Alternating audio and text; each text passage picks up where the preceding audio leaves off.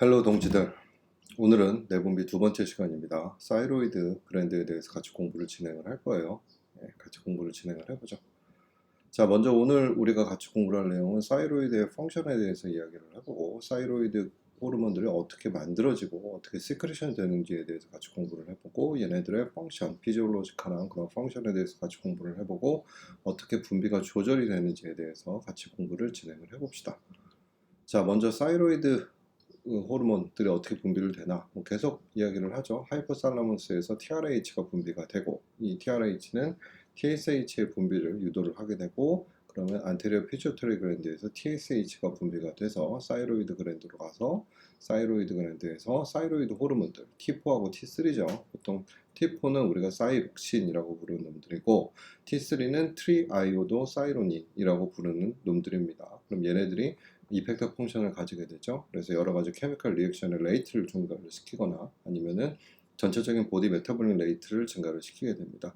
사이로이드 글랜드에서는 또 하나의 호르몬이 나오기는 하는데 칼시토닌이라고 하는 호르몬이 있어요. 근데 얘네는 칼슘 레귤레이션에서 작용을 하기는 하지만 크게 중요하지는 않습니다. 그렇기 때문에 칼시토닌에 대해서는 많이 공부는 안 할 거예요. 잠깐만 보고 넘어갈 거예요. 중요하지 않다는 이야기입니다. 자, 먼저 사이로이드 글랜드 어디 있냐? 트라키아의 양옆에 존재를 하죠. 트라키아의 안테리어 라링스 있는 부분의 양옆에 존재를 하게 되고, 우리 몸에서 엔도크라인 글랜드로 치자면 가장 큰 글랜드입니다. 15에서 20g 정도가 되고, 앞서 이야기를 했듯 TRH, TSH에 의해서 T4, T3가 분비가 되게 되고, 얘네들은 메타볼릭 레이트를 증가를 시키는 주된 역할을 하게 되고, 대부분의 대사를 증가를 시키게 되고, 열을 발생을 시키게 되는 게 주된 기능이라고 보면 됩니다. 칼시토닌은 그 옆에 사이로이드 글랜드 옆에서 분비가 되는데, 요 옆에 있는 요 부위에서 분비가 되는데, 얘네는 칼슘 메타볼리즘을 조절을 하는 것으로 알려져 있습니다. 자, 그러면 사이로이드 글랜드를 어떻게 피지컬 이그제미네이션을 할 것인가는 크게 어렵지 않아요. 우리 몸에서 이제 가장 쉽게 할 수 있는, 접근할 수 있는 부분이기 때문에 사이로이드 이그제미네이션을 이렇게 눈으로 보면서 이 트라키아의 양 옆에 있는 사이로이드 글랜드가 어디쯤에 있는지를 이제 가늠을 하게 됩니다. 그래서 보게 되면 여기에 트라키아가 있게 되고, 이 트라키아를 보면 이 트라키아의 양 옆으로 라링스 부위에 가깝죠. 그래서 이 부위에 있는 게 바로 사이로이드 글랜드입니다. 그래서 이런 사이로이드 글랜드를 우리가 눈으로 확인을 하고, 그 다음에 혹시 뭔가 이상한 게 잡혀지는 게 있는지 없는지를 고개를 돌리면서 이런 식으로 한번 확인을 해보게 되고, 그리고 그 팔피테이션을 해봐야 돼요. 그러니까 손으로 직접 만질 수가 있습니다. 우리 사이로이드 글랜드는 손으로 직접 만질 수가 있는 거의 유일무이한 그런 엔도크린 글랜드이기 때문에 침을 삼키게 하면서도 뭐가 잡히는지를 보고, 몽우리가 잡히는지, 그리고 사이로이드 글랜드가 커졌는지 작아졌는지 혹은 소프트한지 하드한지 이런 것들을 우리가 확인을 함으로써 사이로이드 글랜드의 이그제미네이션을 진행을 할 수 있습니다. 그리고 물을 마시게 하고 럼프가 잡히는지를 봐야 돼요. 뭔가 몽우리가 잡히는지를 반드시 확인을 해봐서, 대부분 사이로이드 글랜드의 가장 많은 질환 중 하나는 캔서가 되게 중요하기 때문에 캔서를 가지고 볼 수도 있고, 지금 캔서를 이런 식으로 몽우리가 잡히는 것으로 간접적으로 볼 수가 있고, 그리고 청진도 가능합니다. 그래서 사이로이드 글랜드 쪽에서 어떤 소리가 나는지의 여부를 우리가 청진도 가능하기 때문에 우리가 굉장히 쉽게 피지컬 이그제미네이션을 할 수 있는 그런 기관이다 보면 될 거예요. 자, 사이로이드 호르몬들은 T4하고 T3가 있다라고 이야기를 했죠. 사이록신이라고 하는 놈들은 93% 정도가 이제 사이로이드 글랜드에서 분비한 호르몬의 93%가 바로 이 사이록신입니다. 사이록신은 이렇게 생긴 구조에 요오드가 4개가 붙어 있는 것이고, T3는 7% 정도인데 7% 정도 되는 T3 구조를 보게 되면 요오드가 3개만 붙어 있는 그런 특징을 가지게 되죠. 자, 티슈에서 대부분의 T4는 T3로 변환이 돼서 사용이 됩니다. 기능적으로는 똑같아요. 기능적으로는 똑같은데 얼마큼 빨리 작용을 할 수 있는가, 그리고 인텐시티가 얼마큼 되는가에 따라 가지고 좀 다른데, T3가 T4보다 이제 4배 정도 포텐트한 특징을 가지고는 있지만 혈중의 T3의 양이 적고, 그 액션 듀레이션이 굉장히 짧은 시간 동안만 작용이 되는 게 특징 중에 하나라고 보면 됩니다. 자, 그러면은 사이로이드 글랜드의 피지올로지컬이나 아나토미를 보게 되면 이런 식으로 콜로이드로 이렇게 가득 차 있는 그런 폴리클로 형성이 되어 있어요. 그래서 콜로이드로 채워진 닫혀진 폴리클이고, 이 하나하나의 크기를 우리가 보면 한 100에서 300 마이크로미터의 다이아미터를 가집니다. 그래서 이 큐보이달 에피세리얼 셀들로 둘러싸여 있고 생긴 거를 보면 알겠지만 얘네들이 뭔가를 뿜어내겠죠. 얘네들이 뿜어낸 물질들이 바로 이 콜로이드를 형성을 시키게 됩니다. 그래서 우리가 H&E 염색을 통해서 봤을 때 이 사이로이드 폴리클이라고 하는 거고, 여기에 있는 이 부분이 바로 콜로이드 부분들이고, 여기가 큐보이달 에피세리얼 셀들이다 라고 보면 될 거예요. 자, 그러면은 콜로이드 내에 무슨 물질이 있는가? 제일 많은 물질은 뭐 당연히 뭐 사이로이드 호르몬이 있는 거는 당연하고, 이제 뒤에서 이야기를 한 사이로글로불린이라고 하는 놈과 요오드, 그리고 하이드로젠 페록사이드, 그리고 그 모노아이오도 사이로닌, MIT, DIT, T3, T4, 그리고 RT3라고 하는 놈들이 존재를 하게 됩니다. 그래서 이 사이로글로불린은 사실 콜로이드 내에 가장 많이 존재를 하면서 얘네들은 글라이코프로테인이라고 이야기를 해요. 뒤쪽에서 이야기를 계속 해보죠. 자, 일단 그러면은 이 사이로이드 호르몬을 만들기 위해서 뭐가 필요하냐? 요오드가 필요합니다. 아이오다인이 필요하게 돼요. 그래서 사이록신을 충분히 만들기 위해서는 1년에 한 50mg 정도의, 주당 한 1mg 정도죠. 의 요오드가 필요하게 됩니다. 그래서 우리가 이제 정제소금을 보게 되면, 우리가 시중에서 파는 정제소금을 보게 되면 한 1대 10만 정도로 요오드를 포함을 하고 있습니다. 그럼 이렇게 먹은 요오드는 GI 트랙에서 이제 업섭션이 되게 되죠. 업섭션이 되게 되면 이 실제 블러드로 이동을 하게 되고, 그 중에서 한 5분의 4 정도는 그냥 키드니로 익스크리션이 됩니다. 이 중에서 한 5분의 1 정도만 우리 사이로이드 호르몬 생성에 사용이 되게 돼요.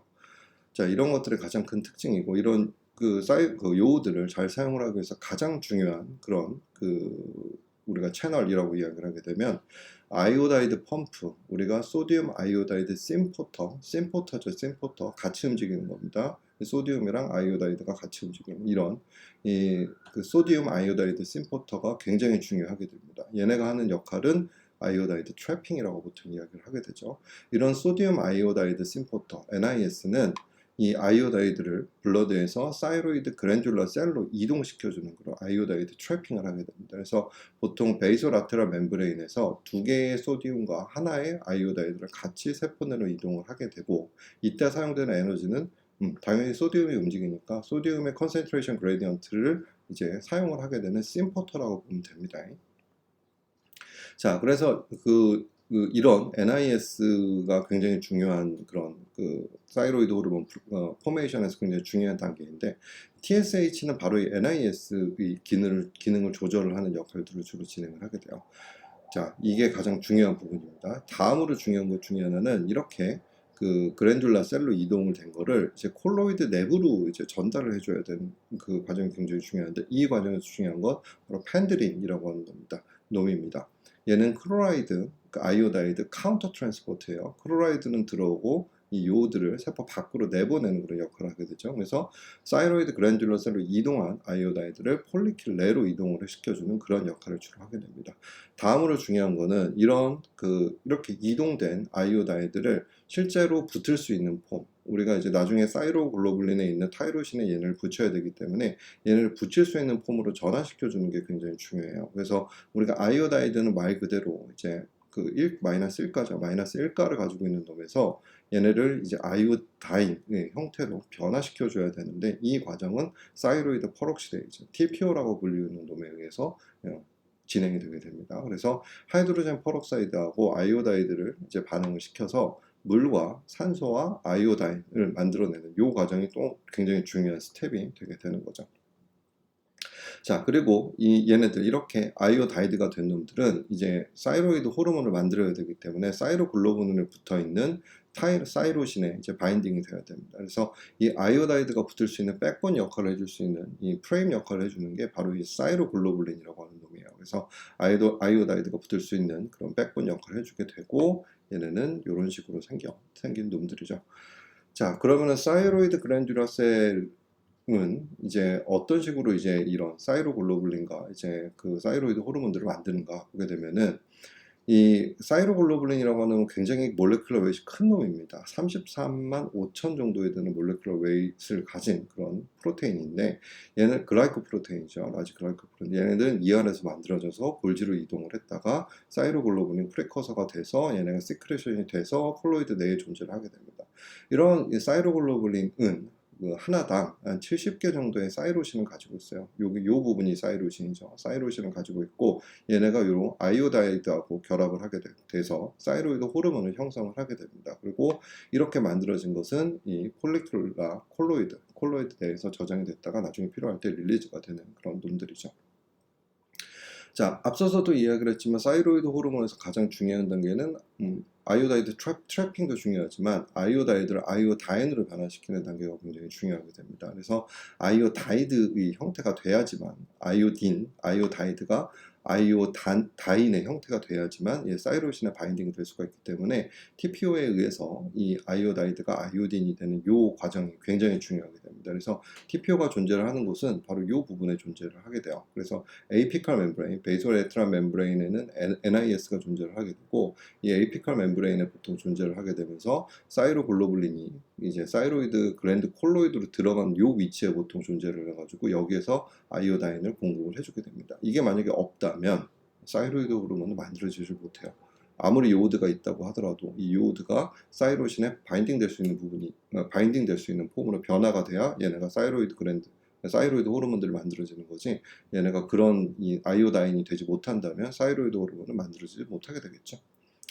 자, 올가니피케이션이라고 하는 것은 결국은 이 아이오다이드하고 이제 사이로글로불린이 바인딩되는 일련의 과정을 이야기를 하게 됩니다. 우리가 사이로글로불린이 이렇게 있다고 치면 여기에 사이로신이 있다라고 이야기를 했죠. 뭐 하나당 한 70개 정도의 사이로신이 이렇게 있을 겁니다.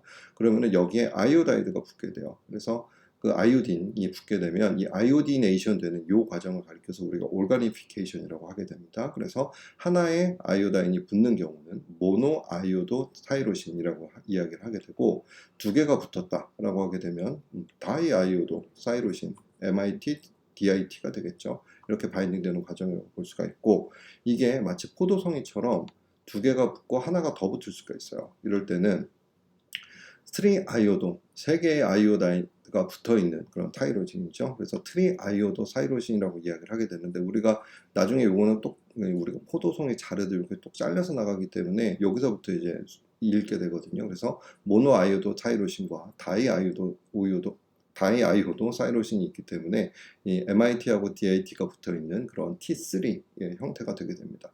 이게 반대로 여기 하나가 붙어있고 여기 두 개가 붙어있다. 이거는 리버스죠. 그래서 다이아이오도 DIT가 있고 그 다음에 MIT가 있기 때문에 우리가 리버스 T3라고 이야기를 하게 됩니다.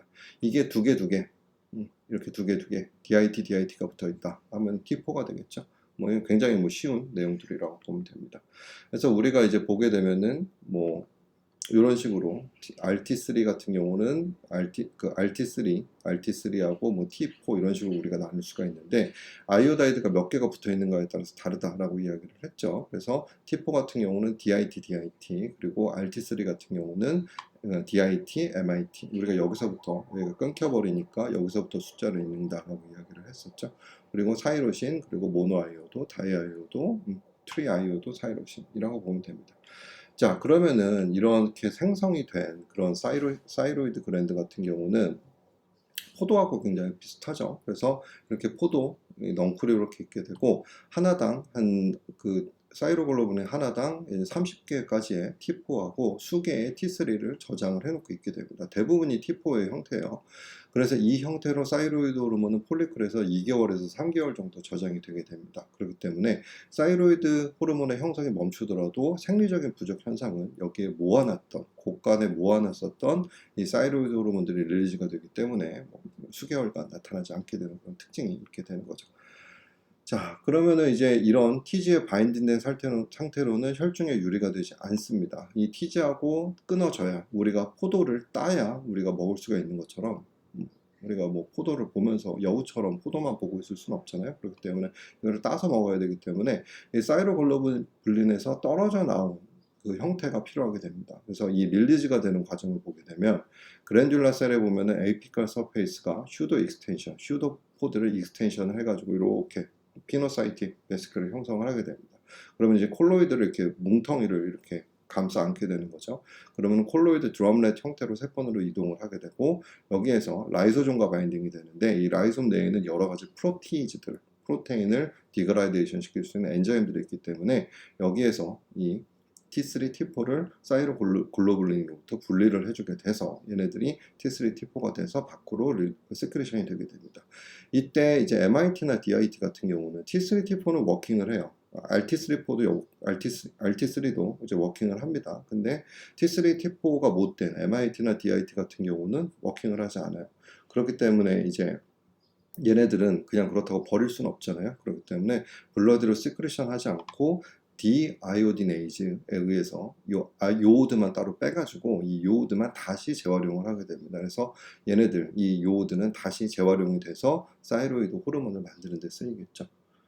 자, 이걸 보게 되면은 뭐 이제 포도는 뭐 포도 이야기를 잠깐 하자면 사실 제가 태어난 거는 부산이고 고향은 서울이고 이제 어렸을 때 초등학교 가기 전까지는 경기도 이천에 있는 외가에서 자라나게 됐는데 여기 보면은 이제 되게 좋았어요. 거기 개구리 잡아먹고 맨날 잠자리 꽁지에다가 실매 달아가지고 놀고 이러면서 자라났는데 외갓집 한켠에 이제 포도가 있었습니다. 포도를 조금 키웠어요. 그래서 여름이면은 원두막 가가지고 이제 포도하고 참외랑 먹고 이제 배 내놓고 자고 있으면 외할아버지가 이제 저 부채 붙여주고 이랬던 기억들이 있는데 그때 보면은 이제 마당에 해피라는 강아지가 있었어요. 해피라는 강아지 똥개인데 지금 보면은 이제 저 그 똥개예요, 똥개 잡종인데 건강했죠. 근데 뭐 굉장히 컸기 때문에 제가 초등학교 가기 전이니까 굉장히 작았겠죠. 그러니까 등에 타고 이제 말 타듯 놀고 이랬는데 어느 날 아침에 일어나 보니까 이제 해피는 없어지고 이제 밥상에는 고기 반찬이 올라왔던 적이 있습니다. 그래서 그게 아마 해피에 대한 마지막 기억이었던 것 같아요.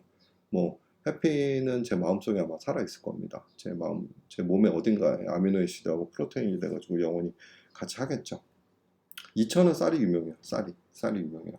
그래서 쌀은 이천 쌀이라고 하면 보통 우리가 추정이라고 부르는 쌀인데 이거는 이제 굉장히 쫀득쫀득한 자포니카의 한 종류입니다. 그래서 그 경기미라고 이야기를 하면은 대부분은 추정일 거예요. 아직도 많이 추정이에요. 그러니까 요즘 같은 경우는 이제 강화나 이쪽에서 고시에카리를 많이 재배를 하고 있고 이제 많이 팔리죠.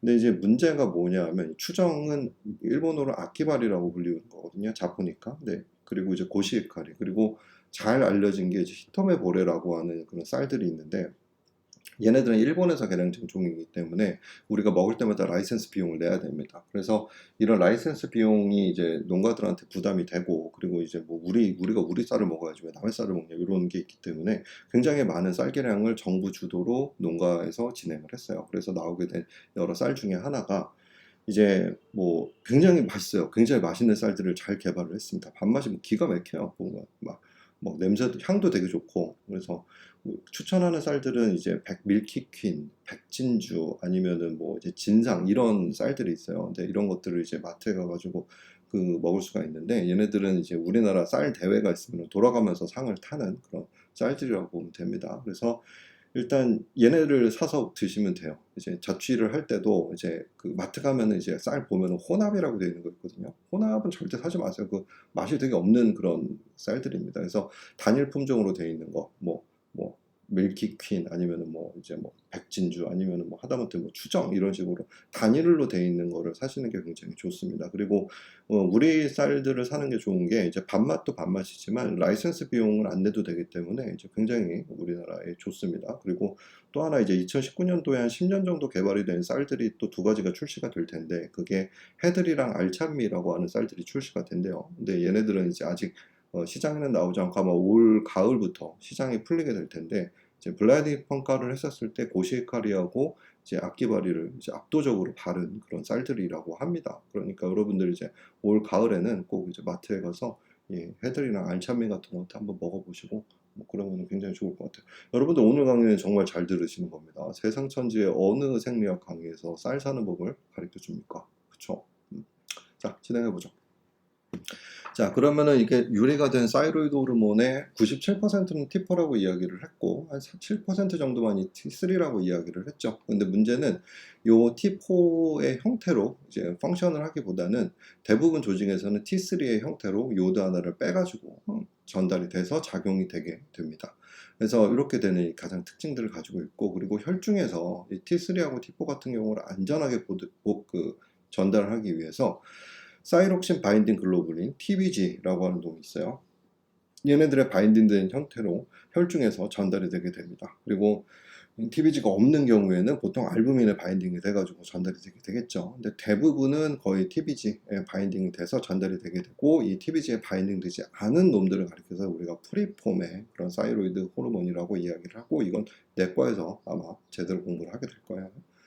자, 그러면 왜 이 TBG에 바인딩이 되어 있냐라고 하는 거는 천천히 유리되게 하기 위해서 하는 거죠. 뭐 기본적으로 뭔가에 바인딩 되어 있으면 떼는데도 스텝에 걸리고 그러니까 이게 쉽게 유리가 안 돼요. 그런 이유 중에 하나가 뭐 당연히도 잘 안 떨어지게 돼서 티슈로 느리게 유리가 되게 되는 것을 위해서 이런 TBG 같은 놈들의 바인딩이 돼서 작동을 하게 됩니다.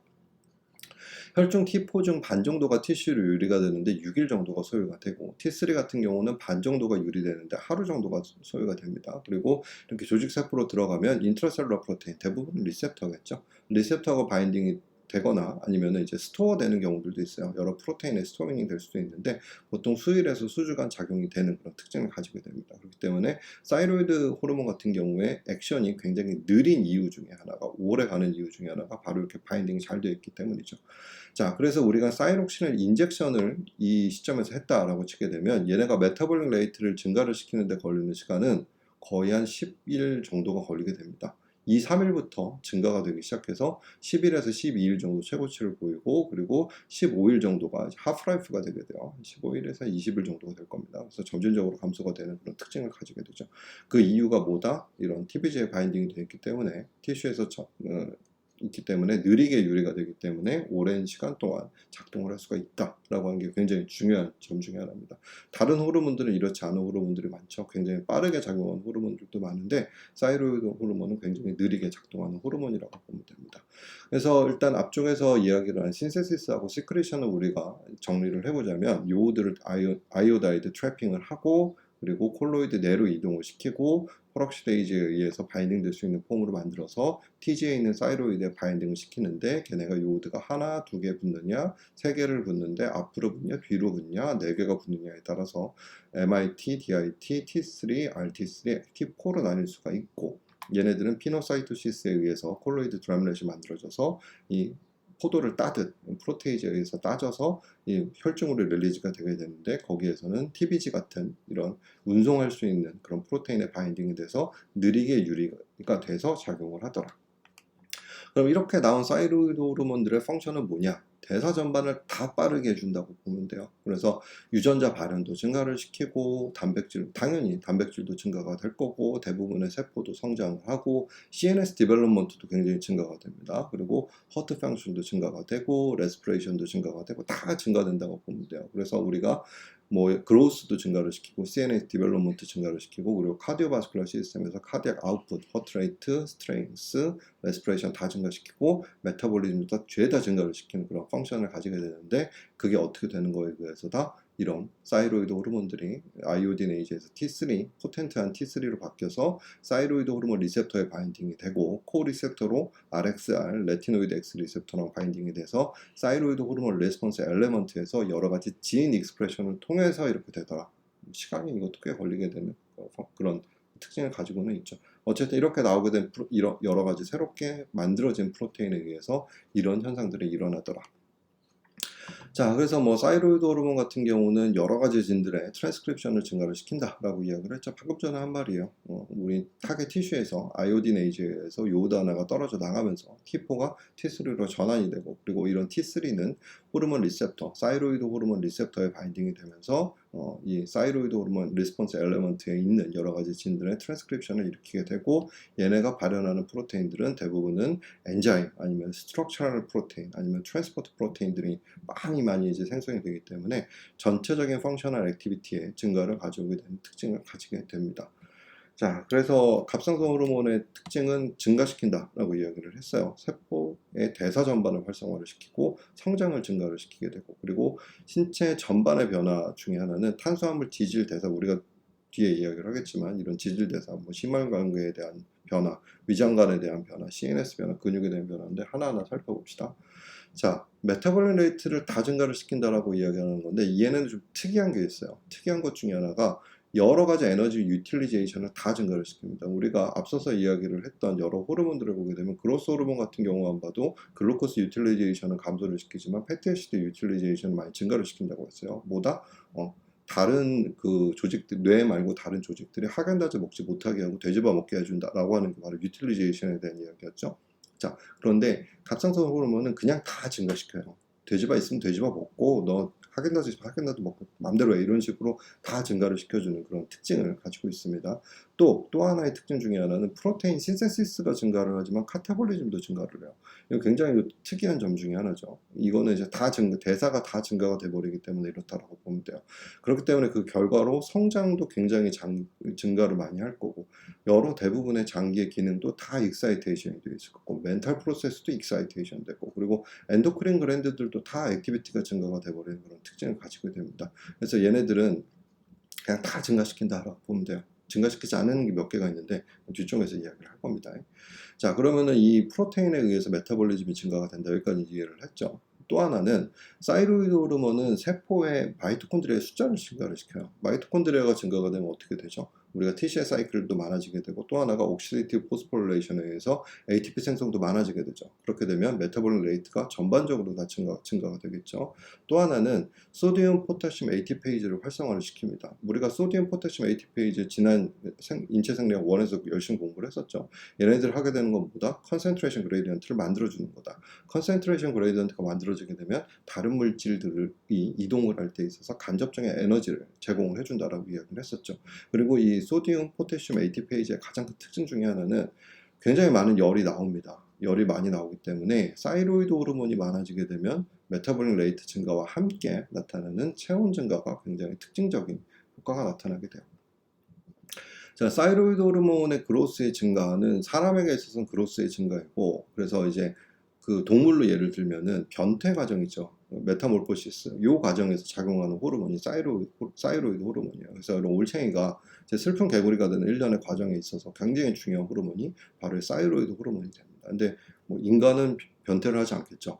뭐 메타몰포시스를 안 하기 때문에 사람에게 있어서 사이로이드 호르몬의 가장 큰 역할은 이 성장이라고 보면 돼요. 그래서 하이포사이로이디즘 같은 경우는 성장이 정체가 되고 두뇌 발달이 저하가 되게 됩니다. 그에 비해서 하이퍼사이로이디즘 같은 경우는 스켈레탈 그로스도 많아지게 되고 뭐 아니면 성장도 촉진이 돼요.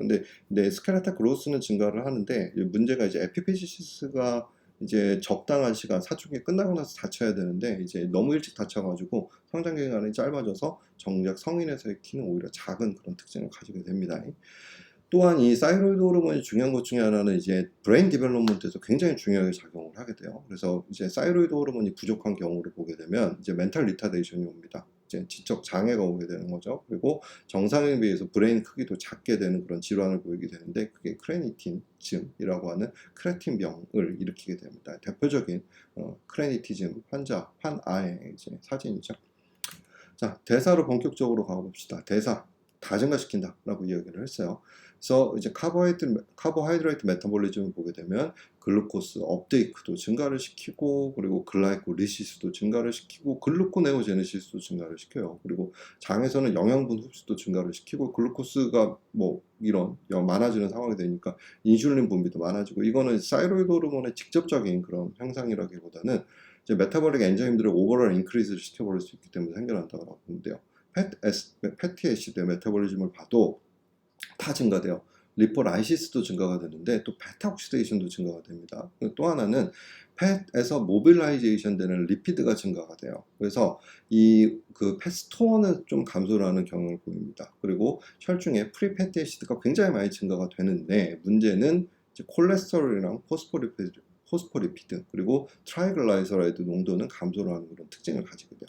그 이유 중에 하나는 얘네들 같은 경우는 익스크리션이 될 때 바이레시드를 통해서 익스크리션이 되는데 이 사이로이드 호르몬의 가장 큰 그런 역할 중 하나가 이 바이레시드로 콜레스테롤의 세크리션을 증가를 시키는 그런 특징을 가지게 됩니다. 그래서 리버에서 이제 LDL 리셉터를 증가를 시키게 되고 이제 그래서 혈중에서 LDL도 없애고 그리고 이 없앤 LDL을 바이레시드로 이제 익스크리션을 시키는 데 있어서 굉장히 중요하게 작용을 하기 때문에 패티애시드나 글루코스 같은 것들은 다 증가가 되는 특징에 비해서 콜레스테롤과 포스포리피드 TG는 굉장히 감소를 하게 되는 그런 특징을 가지게 됩니다. 그래서 우리가 이제 뒤쪽에서 공부를 하겠지만 아테로스클로시스의 리스크 팩터가 될 수 있는 게 바로 하이포사이로이디즘이다라고 보면 돼요. 뒤쪽에서 공부를 할 겁니다. 자, 그럼 비타민의 요구량 많아지겠죠. 대사가 다 전반적으로 증가되니까 조효소인 비타민 굉장히 많이 증가를 할 겁니다. 그리고 베이설 메타볼릭 레이트 굉장히 많이 증가합니다. 그래서 정상보다 익세시브한 사이로이드 호르몬 같은 경우는 정상보다 2배 정도까지 증가가 될 수가 있고, 없는 경우, 전혀 없는 경우는 정상의 반 정도로 감소를 시킨다고 보면 됩니다. 자, 바디웨이트 같은 경우는 사이로이드 호르몬이 많다라고 하게 되면 메타볼릭 레이트 증가된다고 이야기를 했었죠. 프로테인 신세시스 증가도 되지만 카타볼리즘 역시 증가가 됩니다. 그렇기 때문에 카타볼리즘의 증가가 훨씬 더 이제 프로미넌트하기 때문에 보디웨이트는 전체적으로 감소를 하는 특징을 가지고 있어요. 웨이스팅이 되는 거죠. 자, 사이로이드 호르몬이 오히려 반대로 부족한 경우다. 그럼 메타볼릭 레이트 감소하겠죠. 프로테인 카타볼리즘은 증가할 겁니다. 그렇기 때문에 바디웨이트는 증가가 되는 그런 특징을 가지게 됩니다. 근데 이 사이로이드 호르몬은 다 증가를 시키는 것 중에 하나가 이제 입맛도 증가를 시키기 때문에 바디웨이트이 감소가 되더라도 입맛이 돌아버리기 때문에 이 메타볼릭 레이트에 의한 효과를 카운터 밸런스 하기도 합니다. 어쨌든 대사에 미치는 영향보다 죄다 증가시킨다. 자, 그러면은 카디오바스쿨라 시스템에 미치는 영향 다 증가시켜요. 그래서 이제 카디악 아웃풋이랑 이제 블러드 플로우 역시 다 증가를 시킵니다. 메타볼리즘이 증가가 되기 때문에 그 근육이 수축할 수 있는 그런 능력도 굉장히 높아지게 되는 거죠. 근데 근육의 수축력이 높아진다라고 하는 이야기는 산소 요구량이 많아진다는 이야기도 돼요. 그렇기 때문에 대부분의 조직에서 혈관이 확장이 돼야 되고, 그 때문에 카디악 아웃풋을 증가를 시켜버리게 됩니다. 메타볼리즘의 증가, 그에 의해서 산소 요구량의 증가, 그렇기 때문에 카디악 아웃풋 증가라고 보면 되겠죠. 또한 이제 하트레이트 역시 굉장히 많이 증가가 돼요. 그래서 하트의 익사이터빌리티에 직접적으로 작용할 수 있는 몇 안 되는 그런 호르몬 중에 하나입니다. 그렇기 때문에 하트레이트가 증가가 돼서 되는 게 이제 굉장히 특징적이고, 진찰 시에 이제 베이셜 하트레이트가 증가가 되게 많이 됐어요.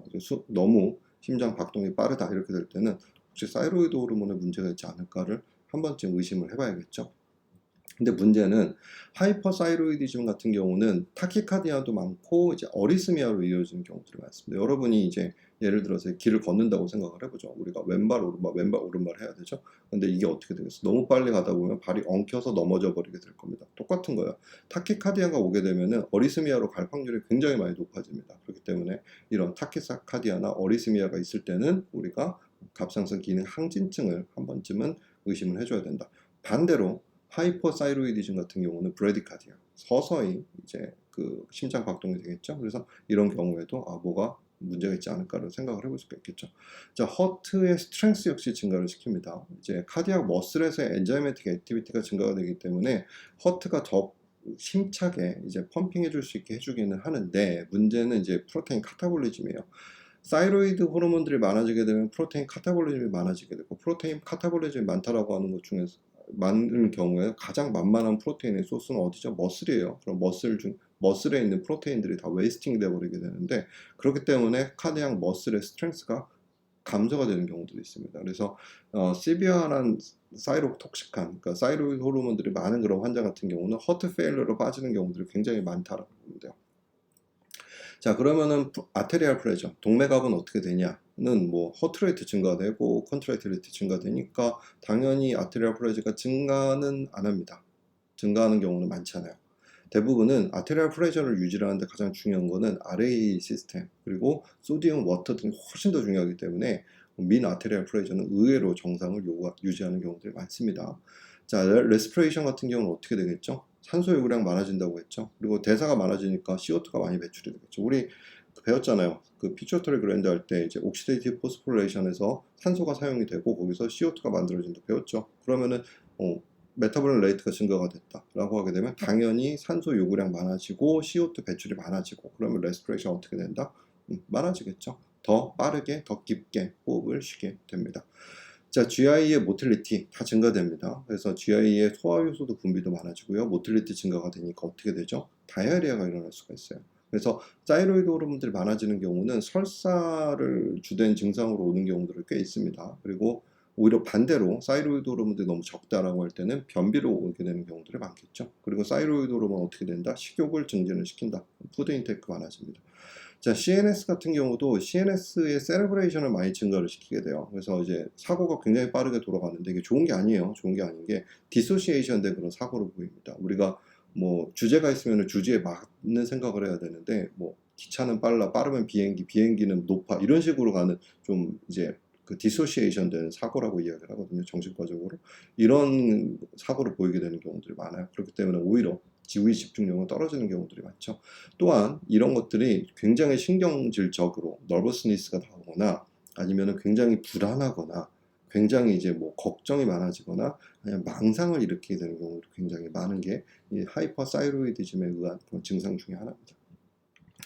솔지, 그렇죠. EXID 지금은 해체가 됐죠. 참 아쉬운데 솔지 아니면은 뭐 서유리 이런 이 두 연예인들이 바로 갑상선 기능 한증증 때문에 이제 일을 잠깐 멈췄던 그런 사람들이라고 보면 되죠. 자, 머슬에 미치는 영향. 머슬은 강하게 작용을 합니다. 그렇기 때문에 아까 카디악 컨트랙틸리티가 증가됐다고 이야기를 했었죠. 근데 문제는 사이로이드 호르몬이 너무 많아지면 카타볼리즘 증가 때문에 머슬이 웨이스팅이 돼버리게 되는 거고, 오히려 사이로이드 호르몬들이 부족하게 되면 움직임이 느려지게 되는 특징을 가지게 됩니다.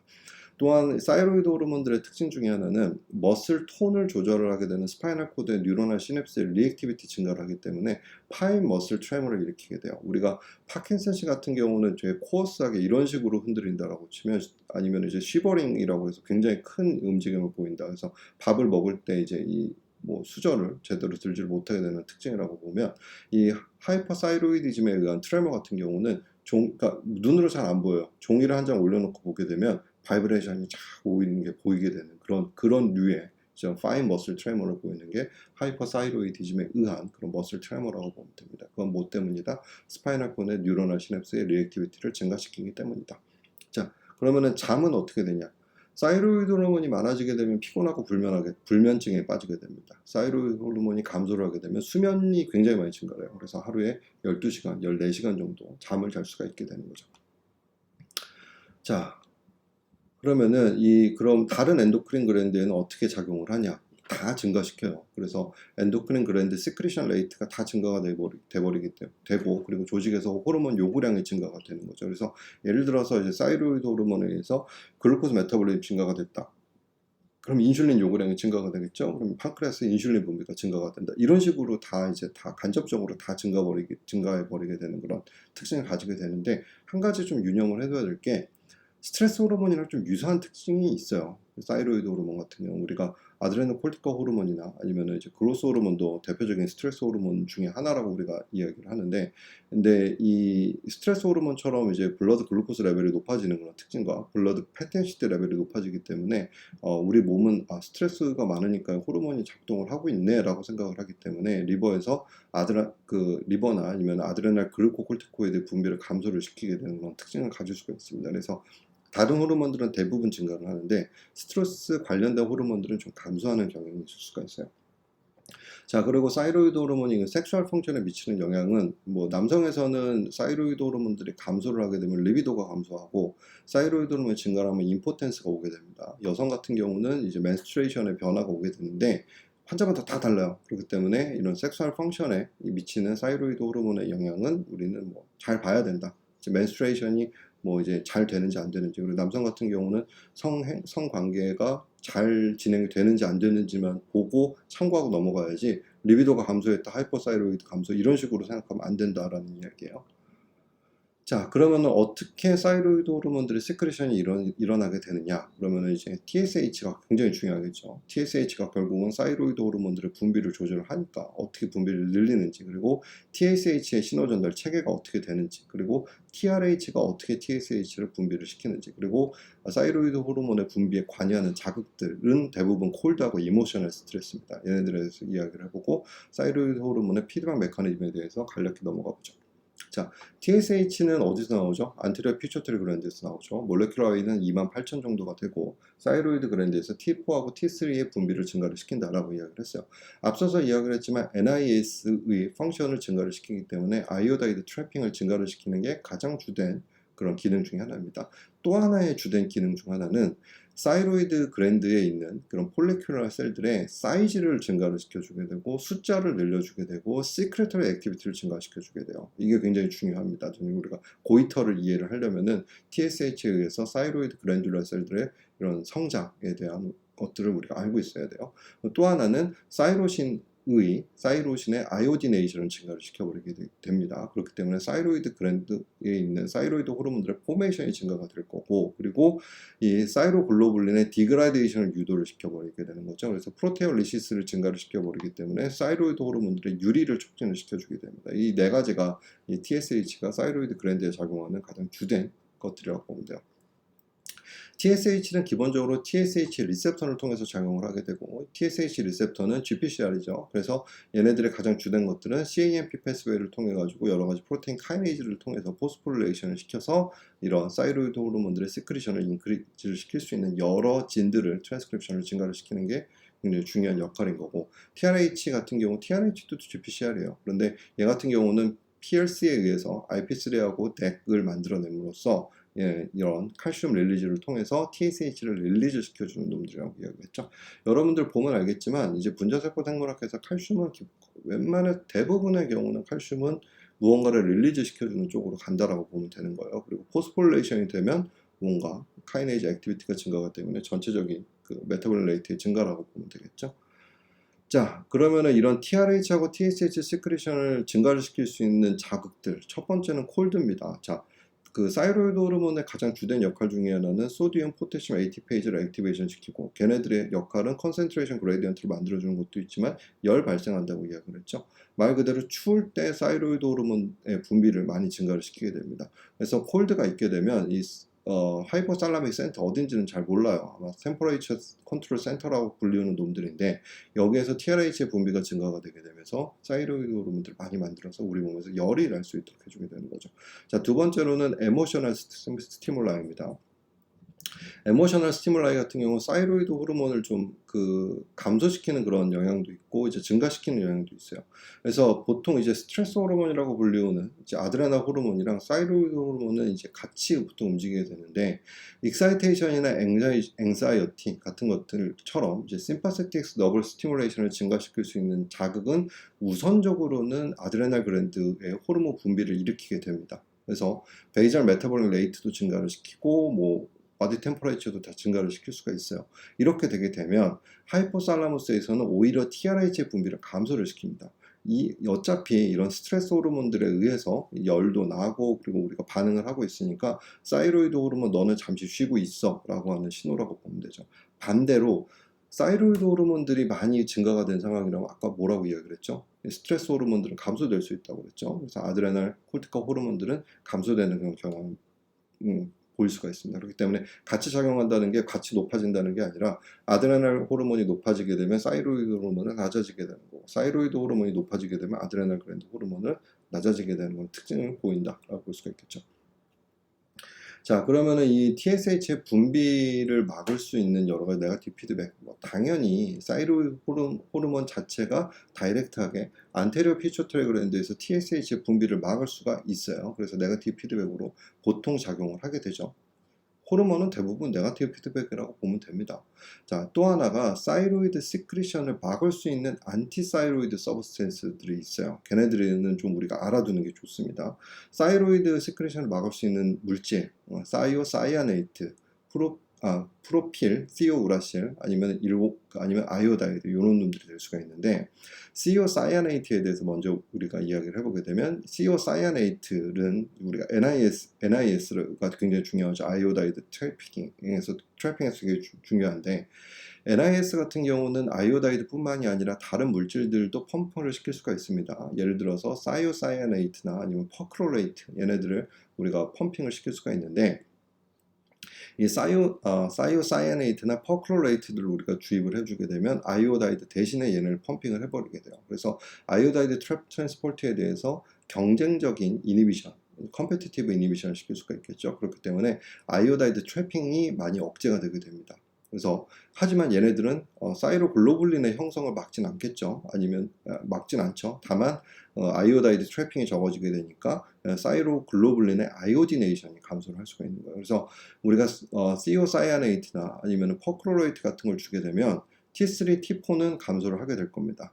트래핑이 적어지니까 만드는 놈들도 적어지게 되는 거죠. 대신에 T3, T4가 적어지게 되니까 어떻게 되겠죠? TSH는 증가를 합니다. TSH의 역할이 뭐라고 그랬죠? NIS를 활성화를 시켜주게 되고 사이즈를 증가를 시켜주게 되고 아이오디네이션을 증가를 시켜주게 되고 릴리즈를 증가를 시켜준다 라고 이야기를 했죠. 중요한 건 사이즈가 증가가 되는 거죠. 그래서 TSH가 증가가 되다 보니까 이 그랜듈러 셀들의 사이즈가 커지게 되고 그로 인해서 이런 식으로 고이터, 목에 사이로이드 그랜드가 인라지먼트가 되게 되는 것들이 일어나게 됩니다. 자, 프로프리오 우라셀 같은 경우는 얘네는 요 퍼럭시데이즈를 억제를 시키는 놈에 TPO를 억제를 시켜줘요. 그렇기 때문에 T3, T4의 생성을 직접적으로 억제를 시켜주게 됩니다. 근데 얘도 TG가 억제가 되진 않죠. 그렇기 때문에 마찬가지로 프로필티오 우라실을 우리가 주더라도 PTO를 주게 되면 TSH의 분비, 피드백 이넨스먼트가 일어나게 되고 그로 인해서 그랜듈러 티슈의 일라지먼트, 고이터가 일어나게 됩니다. 그래서 이런 식으로 고이터가 일어나게 되는 거죠. 이거는 암일 가능성이 높죠. 한쪽이 시메트릭하게 증가가 안 되니까 이거는 시메트릭하게 증가가 된 것 같은데 저 오른쪽도 보기는 봐야 되는데 어쨌든 고이터가 일어나게 됩니다. 자, 또 하나가 아이오다이드가 너무 많은 아이오다이드가 있는 경우라고 하는 거죠. 이럴 때는 어떻게 된다? 사이로이드 그랜드 액티비티는 감소가 됩니다. 사이로이드 그랜드는 뭐라고 그랬죠? 오랫동안 보관이 가능합니다. 그래서 일정 수준의 생성 이후에는 추가 생산을 멈추게 됩니다. 그래서 아이오다이드 트래핑을 감소를 시키게 되고 아이오다이드 호르몬의 양 역시 감소가 됩니다. 왜? 이미 고간에 많이 차 있으니까 더 만들 필요가 없기 때문에 그런 거예요. 그래서 하이 아이오다이드 컨센트레이션이 있을 때는 또한 이 콜로이드에서 엔도사이토시스, 피노사이토시스 과정이 억제가 되기 때문에 릴리즈 자체도 억제가 됩니다. 자, 그 이야기는 고이터하고는 반대의 효과가 나올 가능성이 높다는 거예요. 사이로이드 호르몬들이 너무 많이 있기 때문에 TSH도 감소를 하게 되고 그리고 감소된 TSH에 의해서 사이로이드 그랜듈러 셀의 사이즈하고 넘버도 감소를 하게 될 거고 그리고 이게 사이로이드 그랜드가 감소를 하다 보니까 블러드 서프라이도 감소를 하게 되고 사이로이드 그랜드가 쪼그라들겠죠.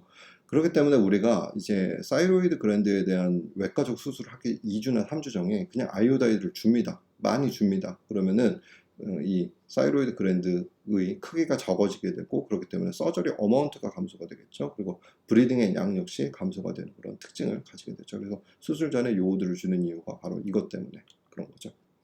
자, 어떻게 사이로이드 질환을 진단을 할 것인가? 굉장히 여러 가지 임상 증상들이 있어요. 이렇게 된 거를 임상 증상이 뭔지 그리고 랩 파인딩이 뭔지 그리고 우리가 프라이머리 사이로이드인가 세컨더리 사이로이드인가 그리고 튜머인가 인펙션인가 이런 거 굉장히 중요하다고 이야기를 했었죠. 이런 것들이 굉장히 중요하고 했는데 내내 이야기를 했듯이 호르몬 과잉의 가장 큰 원인은 종양 자가면역 질환 감염염증이고 호르몬 부족의 가장 큰 원인은 자가면역 종양 감염염증 수술 같은 놈들입니다. 그렇기 때문에 우리가 이런 것들을 하나 살펴봐야 돼요. 우리가 살펴볼 수 있는 첫 번째 수단은 TSH일 겁니다. T3, T4의 변화에 의해서 다이나믹하게 변화가 하겠죠. 그렇기 때문에 TSH가 높아졌는지 낮아졌는지가 굉장히 중요할 겁니다. 정상적인 TSH다 그러면은 프라이머리 사이로이드 앱노멀리티는 아닐 가능성이 높다라고 하는 걸 의미를 할 거예요. 그리고 T3, T4 굉장히 중요할 거예요. 뭐 프리폼도 있고 프로테인 바운드니까 TBG 바운드된 T3, T4 컨센트레이션인데 프리폼 이거를 나누는 거는 내과에서 배웁시다. 우리는 그냥 T3, T4로만 이야기를 할 거예요. 굉장히 중요하겠죠. 또 하나는 이 사이록신 바인딩 글로불린이라고 하는 게 굉장히 중요하죠. 얘네 같은 경우도 굉장히 중요하긴 한데 이거 내과에서 주로 공부를 엄청나게 많이 할 거예요. 그러니까 우리는 TBG라는 게 중요하다 정도까지만 알고 넘어갈 겁니다. 그래서 T3, T4라고 하는 거는 TBG에 바인딩 되지 않은 상태의 T3, T4의 컨센트레이션인데 얘네가 실질적으로 굉장히 중요한 그런 포텐트한 그런 그 사이로이드 호르몬들이라고 보면 될 거예요. 이런 것들이 굉장히 중요할 겁니다. 자, 그래서 우리가 이런 사이로이드 디스펑션을 어떤 식으로 이제 디터마인 할 수 있는지에 대해서는 다음 시간에 계속 공부를 진행을 해봅시다. 자, 여기까지.